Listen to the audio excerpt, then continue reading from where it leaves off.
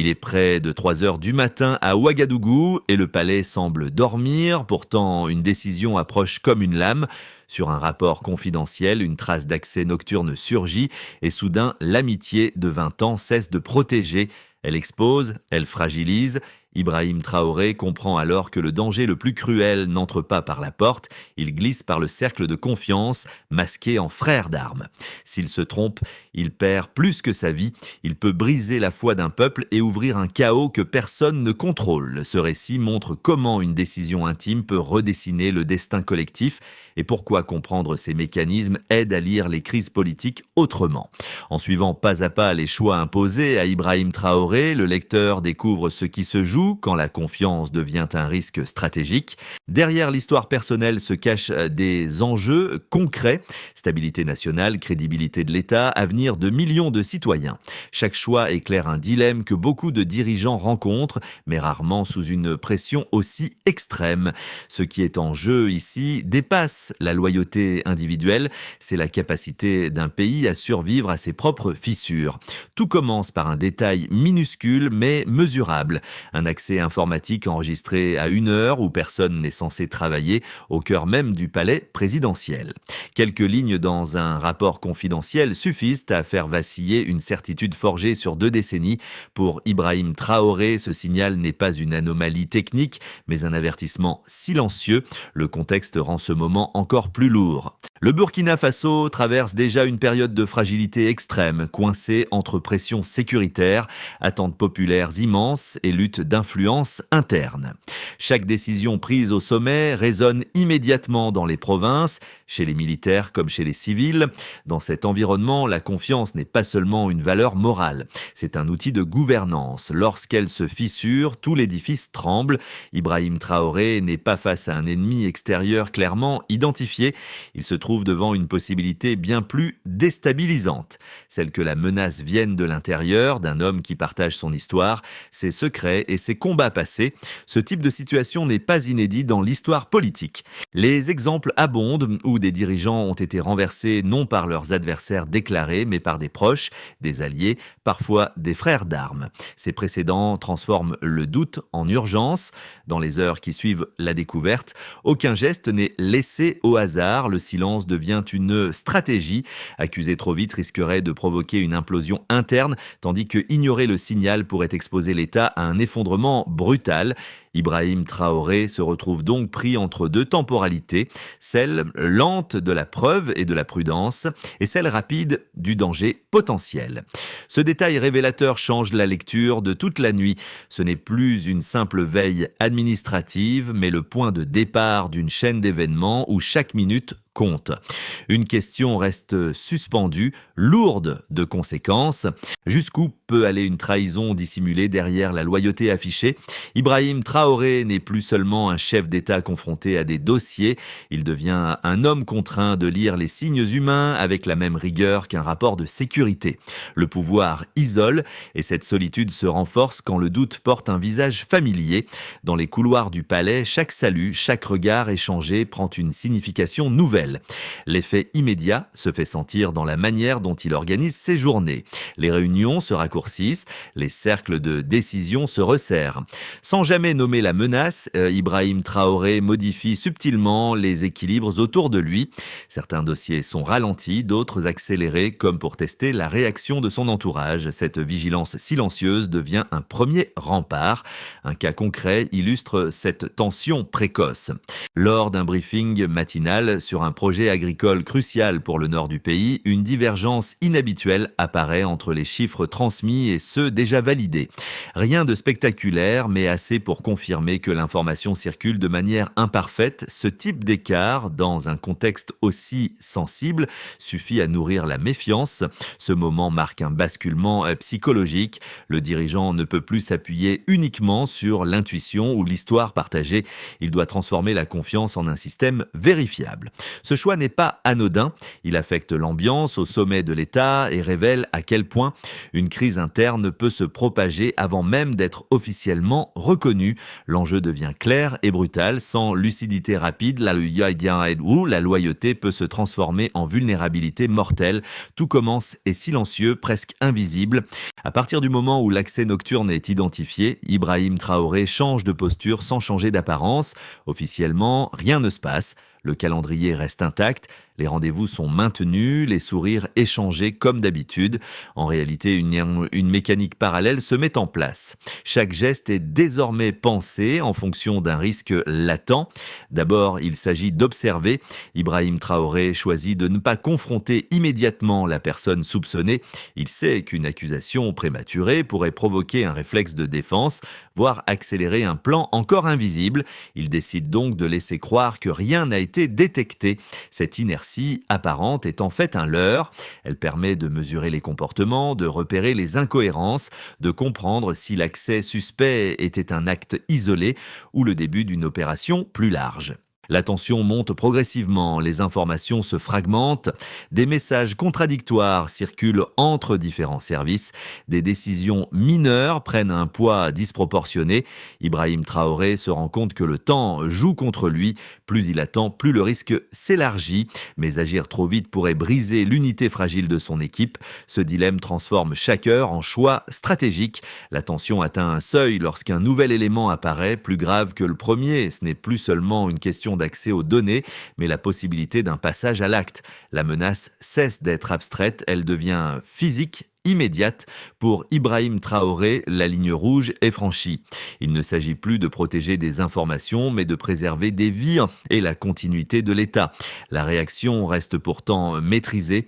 Aucun ordre spectaculaire, aucun mouvement visible. Au lieu de bouleverser le dispositif officiel, il choisit de le conserver. Le programme public devient un écran, une façade derrière laquelle se prépare une réponse discrète. Cette décision marque un tournant. Le chef d'État accepte de jouer sur deux niveaux simultanément, celui de l'apparence et celui de la réalité cachée. Les effets en chaîne commencent à se propager, même sans annonce formelle. La méfiance gagne certains cercles, l'inquiétude d'autres, des alliés hésitent, des silences s'allongent, l'État entre dans une zone grise où personne ne sait exactement qui c'est quoi. Cette incertitude est dangereuse, mais elle offre aussi un avantage stratégique. Elle empêche l'adversaire de mesurer précisément le degré de vigilance en face. Ibrahim Traoré comprend que la crise n'est plus seulement une affaire personnelle ou relationnelle, elle devient un test de solidité institutionnelle. Si le système tient, le pays peut absorber le choc. S'il cède, les conséquences dépasseront largement le cercle du pouvoir. La question n'était plus de savoir si une trahison existe, mais jusqu'où elle est prête à aller. Avant cette nuit, la situation repose sur un équilibre stable, un cercle restreint, peu d'accès sensible, une chaîne de décisions courte. Après la découverte initiale, cet équilibre se modifie brutalement. Le passage se lit moins dans des déclarations publiques que dans des écarts précis, observables, presque froids.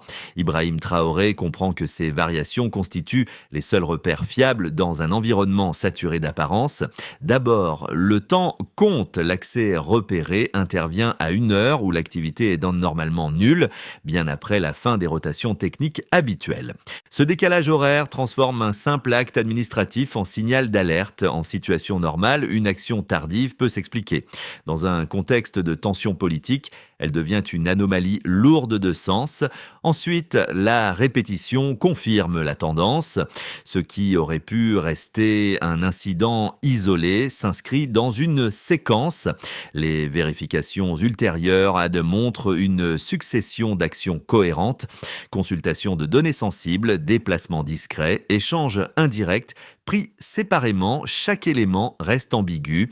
Ensemble, ils dessinent une trajectoire. Pour Ibrahim Traoré, la bascule se fait précisément à ce moment-là, lorsque l'hypothèse de l'erreur cède la place à celle de l'intention. Enfin, la portée potentielle change l'échelle du risque. Les données concernées ne sont pas symboliques, Elles touchent à des secteurs stratégiques liés à la sécurité et aux ressources de l'État. La différence est essentielle. Une fuite mineure affaiblit la crédibilité. Une fuite stratégique met en danger la continuité même du pouvoir. Ce glissement de niveau change la nature de la réponse à envisager. Ces éléments, une fois mis bout à bout, forment une preuve indirecte mais solide. Ibrahim Traoré ne cherche pas encore la démonstration publique. Il vise la certitude opérationnelle. Dans ce type de crise, attendre une preuve absolue revient souvent à agir trop tard. La décision se construit donc sur un faisceau d'indices convergents, suffisamment clairs pour justifier une action, suffisamment discrets pour rester invisibles à l'extérieur. L'analyse révèle aussi une accélération inquiétante. Plus les jours passent, plus la fenêtre d'intervention se réduit. Le risque n'est plus seulement la perte d'informations, mais la transformation de cette information en arme. Cette perspective impose une nouvelle contrainte, agir sans provoquer de panique, tout en neutralisant la menace avant qu'elle ne devienne irréversible. Ibrahim Traoré comprend que les chiffres, même limités, parlent plus fort que les discours. Il raconte une histoire simple. Un système conçu pour la confiance est en train d'être exploité contre lui-même. La question n'est plus de savoir si une action était nécessaire, mais comment la mener sans déclencher un effondrement en chaîne. Face à une situation aussi explosive, une lecture alternative s'impose naturellement. Certains au sein de l'appareil d'État pourraient soutenir que la prudence excessive devient un danger en soi. Un premier argument revient souvent. Dans un contexte de pression permanente, des accès inhabituels ou des comportements atypiques peuvent relever de l'urgence administrative plutôt que de la trahison. Surinterpréter chaque anomalie risquerait de paralyser l'action publique et d'installer un climat de suspicion généralisé. Un autre argument repose sur la cohésion interne. Accuser ou surveiller de trop près un proche collaborateur peut briser une équipe déjà sous tension. L'histoire politique regorge d'exemples où la méfiance interne a affaibli un régime plus sûrement qu'un adversaire extérieur. Selon cette logique, préserver l'unité, même imparfaite, serait préférable à une chasse aux traîtres aux conséquences imprévisibles. Ces deux arguments méritent d'être pris au sérieux. Ils rappellent que la stabilité ne dépend pas uniquement de la sécurité, mais aussi de la confiance partagée. Pourtant, Ibrahim Traoré se heurte à une limite claire. Ses raisonnements supposent que le risque reste hypothétique. Or, dans son cas, les signaux convergent. Les anomalies ne sont ni isolées ni aléatoires. Elles dessinent une dynamique. La réponse ne consiste donc pas à rejeter la prudence, mais à la redéfinir. Ignorer des indices répétés au nom de la cohésion revient à transformer la loyauté en aveuglement. À l'inverse, agir sans méthode détruirait ce que l'on cherche à protéger. La voie choisie se situe entre ces deux extrêmes, une vigilance ciblée, silencieuse, proportionnée aux risques observés. Ce choix permet de maintenir une façade d'unité tout en préparant une réponse. Il limite les dégâts collatéraux et évite la panique interne. Surtout, il reconnaît une réalité souvent inconfortable. La confiance institutionnelle doit être accompagnée de mécanismes de contrôle, sans quoi elle devient une faiblesse exploitable. Ainsi, le dilemme n'oppose pas confiance et sécurité, mais confiance naïve et confiance lucide. Dans ce cadre, la décision d'Ibrahim Traoré apparaît moins comme une rupture que comme une adaptation nécessaire à un environnement où l'erreur se paie au prix fort. Jusqu'ici, la crise pouvait encore être contenue dans le registre du soupçon et de la prévention, mais une nouvelle information change l'échelle du danger et redéfinit toutes les priorités. Ibrahim Traoré comprend que la menace ne vise plus seulement des données ou des équilibres internes, mais une action imminente pensée pour produire un effet irréversible. Ce révélateur agit comme un point de non-retour. Il ne s'agit plus de surveiller ou d'attendre, mais d'anticiper un choc. La logique de défense passive cède la place à une stratégie active. À partir de ce moment, chaque décision officielle devient potentiellement un outil de camouflage. Chaque déplacement, une variable à double lecture. Ce qui rend cette phase décisive, c'est le renversement du rapport de force. Celui qui croyait agir dans l'ombre commence à se dévoiler par la nécessité d'aller vite. Cette accélération trahit l'existence d'un calendrier caché. Pour Ibrahim Traoré, cette compression du temps est un avantage inattendu. Elle permet de provoquer l'adversaire sans l'alerter. Le milieu du récit marque donc un changement clair de posture. Le dirigeant gouvernement ne subit plus les événements, il les orchestre silencieusement. La crise devient un terrain de manœuvre, non plus un piège fermé. Une certitude s'impose alors. La loyauté affichée n'est plus le critère décisif, seul compte désormais la capacité à agir avant qu'il ne soit trop tard. À partir de ce point médian, les répercussions cessent d'être théoriques. Elles touchent des groupes précis avec des effets différenciés mais liés entre eux. Pour Ibrahim Traoré, comprendre ces impacts devient indispensable afin d'éviter qu'une crise interne ne se transforme en fracture nationale durable. Pour l'appareil d'État d'abord, la situation impose une tension extrême. Les ministères et les services stratégiques fonctionnent sous une pression invisible. Les décisions se prennent plus lentement, les validations se multiplient, les circuits se raccourcissent. Cette prudence renforce temporairement la sécurité, mais elle fragilise aussi l'efficacité administrative. À court terme, l'État tient. À moyen terme, il risque l'asphyxie s'il ne retrouve pas une stabilité claire. Pour les forces de défense et de sécurité, l'enjeu est encore plus sensible. La suspicion interne affaiblit la confiance verticale, essentielle au commandement. Les soldats obéissent, mais observent. Chaque ordre est exécuté avec rigueur, parfois sans conviction. Ibrahim Traoré sait que cette phase ne peut durer. Une armée qui doute trop longtemps de ses propres lignes devient vulnérable, même sans affrontement direct. Du côté des acteurs économiques, l'incertitude agit comme un frein immédiat. Les partenaires attendent, reportent, suspendent certaines décisions. Les projets structurants avancent, mais sans élan. La crainte n'est pas tant l'événement en lui-même que son imprévisibilité. Une crise politique interne, surtout lorsqu'elle touche le sommet, augmente la perception de risque bien plus vite qu'un conflit déclaré. Pour la population, l'impact est diffus mais profond. Rien n'est officiellement annoncé, pourtant les rumeurs circulent. Les silences prolongés nourrissent l'inquiétude. Les citoyens sentent que quelque chose se joue sans en connaître la nature exacte. Cette distance entre ce qui est vécu et ce qui est dit fragilise la confiance collective. Ibrahim Traoré en est conscient. Perdre le lien symbolique avec le peuple serait une défaite aussi grave qu'un échec sécuritaire. Ces 4 niveaux interagissent constamment. Une hésitation institutionnelle alimente le doute militaire qui renforce la prudence économique, laquelle finit par toucher la société. La crise devient alors systémique. Le temps joue contre tout le monde. La question n'est plus seulement de neutraliser une menace, mais de restaurer un équilibre avant que la défiance ne devienne la norme. Plusieurs trajectoires deviennent possibles, chacune dépendant de la manière dont la crise est résolue et expliquée. Pour Ibrahim Traoré, l'enjeu n'est pas de prédire l'avenir, mais de préparer l'État à des issues contrastées sans se laisser enfermer dans une seule lecture. Une première issue est dans la neutralisation discrète de la menace. Les institutions absorbent le choc et l'ordre apparent est rétabli sans rupture visible. Dans cette hypothèse, la priorité est la restauration progressive de la confiance interne. Le pays continue d'avancer, mais avec une mémoire vive de la crise, les mécanismes de contrôle se renforcent, parfois au détriment de la souplesse décisionnelle.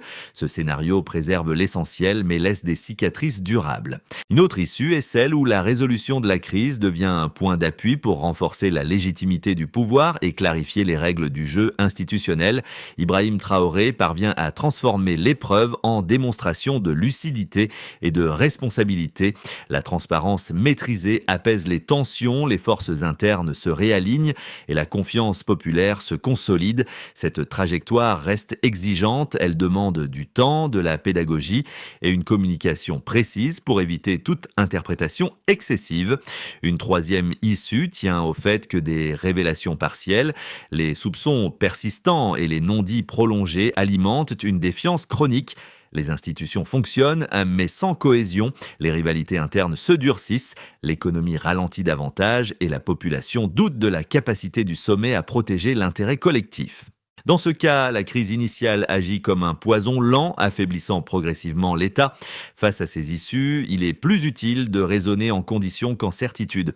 Penser en termes de conditions plutôt que de certitude. Si la vigilance s'accompagne de clarté, la crise peut devenir un levier. Si elle reste enfermée dans le secret et l'ambiguïté, elle risque de s'étendre. La décision ne s'arrête pas à la neutralisation du danger, elle se prolonge dans la manière de reconstruire après. À ce point du récit, l'histoire cesse d'être uniquement celle d'un palais ou d'un chef d'État. Elle rejoint des expériences que beaucoup reconnaissent à une autre échelle, car le dilemme d'Ibrahim Traoré n'est pas réservé au sommet du pouvoir, il pose une question universelle. Que faire quand la confiance, fondement de toute relation, devient une source de vulnérabilité ? Pour un responsable d'équipe, la situation rappelle ces moments où un collaborateur de longue date adopte un comportement inhabituel. Ignorer les signaux par fidélité personnelle peut exposer tout un projet. Pour un entrepreneur, c'est le risque de déléguer sans mécanisme de vérification, par peur de froisser une relation ancienne. Pour un citoyen, c'est la tentation de fermer les yeux sur des dérives au nom de la stabilité apparente. Le parallèle est inconfortable mais éclairant. Dans chaque cas, la question n'est pas de choisir entre confiance et méfiance, mais d'apprendre à les faire coexister. Une confiance sans contrôle devient fragile. Un contrôle sans confiance devient destructeur. L'équilibre est difficile mais nécessaire. Ibrahim Traoré incarne cette tension à l'échelle d'un pays. Là où l'erreur se paie immédiatement, on peut ainsi déplacer le regard. Non pas pour juger les décisions prises au sommet, mais pour interroger ses propres réflexes. Quels signaux choisit-on d'ignorer par confort ? À partir de quand la loyauté devient une excuse pour ne pas agir ? Ces questions ne demandent pas de réponse immédiate, mais elles installent une vigilance durable. L'impact le plus fort de cette histoire réside peut-être là, rappeler que la lucidité n'est pas une trahison, mais une forme de responsabilité, qu'il s'agisse d'un État, d'une organisation ou d'une relation personnelle. Protéger ce qui compte implique parfois de regarder là où l'on préférerait ne rien voir. La question n'est plus seulement ce qui s'est passé, mais comment éviter que la crise ne se répète. Pour Ibrahim Traoré, la réponse ne peut pas se limiter à une décision ponctuelle. Elle exige une méthode structurée, progressive, capable de restaurer la confiance sans recréer les mêmes vulnérabilités. Il faut clarifier les responsabilités. Chaque fonction stratégique doit être définie avec précision, non pour restreindre l'initiative, mais pour rendre chaque action traçable. Cette clarté réduit les zones grises où les abus prospèrent, renforcer les mécanismes de vérification interne. Il ne s'agit pas de surveiller tout le monde en permanence, mais d'introduire des contrôles réguliers proportionnés aux risques réels. Il faut protéger la chaîne décisionnelle. Les informations sensibles doivent circuler selon des règles explicites, connues de tous. Cette transparence procédurale limite les interprétations et empêche qu'un individu concentre trop de pouvoir informel. Rétablir un lien lisible avec les forces clés de l'État. Une armée, une administration ou une institution économique ne peuvent fonctionner durablement dans le soupçon implicite. La parole, même mesurée, devient ici un outil de stabilisation. Il faut inscrire la vigilance dans le temps. Une crise ne se résout pas seulement par une réponse efficace, mais par la capacité à en tirer des règles durables. Ibrahim Traoré comprend que la solidité d'un pouvoir ne repose pas sur l'absence de menaces, mais sur l'aptitude à les détecter sans se désagréger. Cette logique d'ensemble ne promet pas l'immunité, elle vise à construire une résilience durable. En transformant une épreuve intime en apprentissage collectif, l'État peut sortir renforcé à condition d'accepter que la confiance, pour rester vivante, doit toujours être accompagnée de lucidité. L'histoire revient alors à son point de départ. Une nuit silencieuse, un bureau éclairé faiblement et le poids d'une décision que personne ne peut partager pleinement. Ibrahim Traoré se retrouve face à ce que peu de dirigeants osent nommer à voix haute, la douleur de choisir contre ce que l'on a aimé pour préserver ce que l'on doit protéger. Ce n'est pas un moment de triomphe, mais de lucidité froide. Le motif de la confiance, omniprésent depuis le début, prend ici une autre couleur. Elle n'est plus un refuge, mais une matière fragile, à manier avec précaution. L'amitié, autrefois force motrice, devient un rappel brutal que le passé partagé ne garantit pas l'avenir commun. Pour Ibrahim Traoré, cette prise de conscience marque une frontière intérieure, invisible mais irréversible. Ce retour au calme n'efface pas les pertes ni les cicatrices. Il rappelle simplement que la stabilité ne naît pas de l'illusion mais du courage de regarder les faits en face. La nuit s'achève, mais la vigilance demeure. Dans ce silence retrouvé, une certitude s'impose. Un chef ne se définit pas par l'absence de dilemme, mais par la manière dont il les affronte lorsque tout semble vaciller. La leçon dépasse l'événement. Elle s'inscrit dans la mémoire collective comme un rappel discret mais tenace. La loyauté véritable se prouve dans l'épreuve, jamais dans le confort. Il invite plutôt à une réflexion partagée sur ce que signifie protéger l'essentiel dans des contextes incertains. L'histoire d'Ibrahim Traoré, telle qu'elle se déploie ici, n'est ni un modèle figé, ni une morale simpliste. Elle propose un cadre pour penser la vigilance, la responsabilité et le coût réel des décisions difficiles. Chacun peut y lire une résonance différente. Certains y verront une leçon de gouvernance, d'autres un rappel des fragilités humaines au cœur du pouvoir, d'autres encore y trouveront un miroir de situations plus modestes où la confiance et le doute s'entremêlent. C'est précisément cette pluralité de lecture qui donne sa valeur au récit. La question qui demeure n'est donc pas ce qu'il fallait faire, mais comment agir lorsque les certitudes se fissurent, jusqu'où préserver le lien et à partir de quand protéger l'intérêt collectif devient prioritaire. Cette tension traverse les sociétés comme les relations individuelles.